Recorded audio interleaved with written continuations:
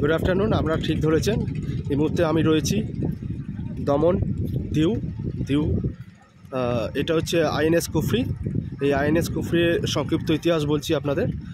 এটা হচ্ছে মহেন্দ্রনাথ মোল্লার নেতৃত্বে 1971 সালে ভারত পাকিস্তানের যুদ্ধের সময় এই আইএনএস কুফরিতে প্রচুরভাবে আঘাত আসে পাকিস্তানের তরফ থেকে, এবং 18 অফিসার সহ 176 জন জওয়ান শহীদ হয়ে যায় এই আইএনএস কুফরিতে।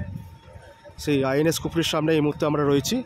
এটা একটা যুদ্ধজাহাজ যেটা 1971 সালে ভারত পাকিস্তানের যুদ্ধে প্রচুরভাবে ক্ষতিগ্রস্ত হয়, এবং আমাদের 18 অফিসার সহ 176 জন জওয়ান শহীদ হয় ক্যাপ্টেন মোল্লার নেতৃত্বে। এই যুদ্ধজাহাজ ছিল, সমস্ত জন শহীদ হয়ে যায় যারা ভারতবর্ষের যুদ্ধে, ভারত পাকিস্তানের যুদ্ধে শহীদ হয়। তাই প্রত্যেকটা শহীদকে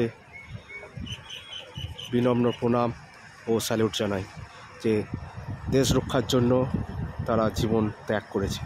সেই স্মৃতি মিউজিয়ামে আমরা যাচ্ছি। জয় হিন্দ, বন্দে মাতরম।